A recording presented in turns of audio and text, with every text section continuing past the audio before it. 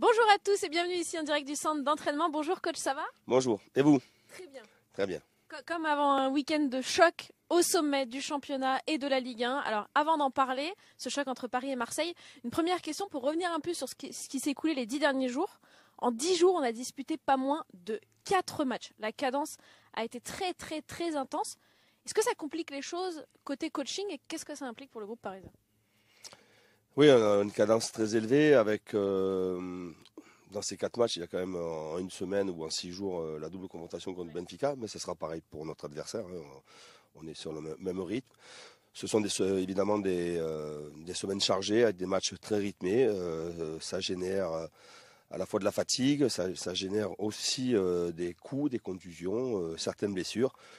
Il faut être très vigilant sur la récupération, axer vraiment nos séances sur la récupération, mais sans être au repos. Il faut que les joueurs s'activent du mieux possible, sans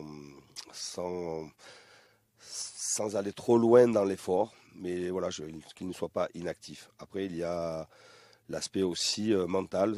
La fatigue génère un peu des fois de la nervosité, d'autant plus que nos derniers matchs n'ont pas été à la hauteur de ce qu'on pouvait attendre, quelquefois en termes de résultats, mais aussi quelquefois en termes de jeu. Voilà, donc mais ça donne beaucoup de travail à l'entraîneur. Il va falloir en effet ne pas avoir de repos et se remettre déjà dedans parce que dimanche c'est un choc et donc pas des moindres, je le disais, pour cette 11e journée de championnat. Le choc Paris face à Marseille, ça va être la première fois dans le costume du coach parisien que vous allez vivre ça. J'imagine que ça signifie forcément quelque chose. Je suis l'entraîneur du Paris Saint-Germain et automatiquement je suis très focus sur la préparation du match. C'est un match quand on n'est pas entraîneur, quand on n'est pas l'entraîneur du Paris Saint-Germain que l'on regarde évidemment. Là, on le prépare, on sait qu'il y a une grande attente de la part de nos supporters. On n'en a pas encore parlé avec les joueurs, mais dès demain, on ira évidemment sur ce sentiment de fierté, de rendre fiers nos supporters au Parc des Princes qui nous ont beaucoup poussés et encouragés lors de leur dernier match en Champions League et depuis le début de la saison. Voilà, j'ose espérer qu'on aura un match total, complet, une belle victoire pour que nos supporters soient fiers de notre équipe. Coach, il y a quelques instants, vous avez parlé de la nervosité qui peut venir avec la fatigue, mais qui peut venir aussi avec les matchs énergivores, comme ceux qu'on a disputés notamment en Ligue des Champions.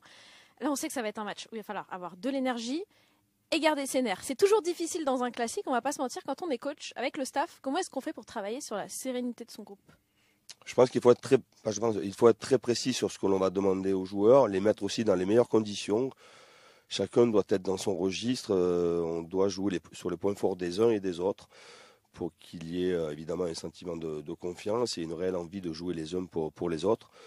On a aussi toujours un mot sur l'image que l'on doit envoyer, le comportement qui doit être exemplaire, d'autant plus qu'on sera arbitré par M. Turpin qui lui a l'habitude de ces grands rendez-vous.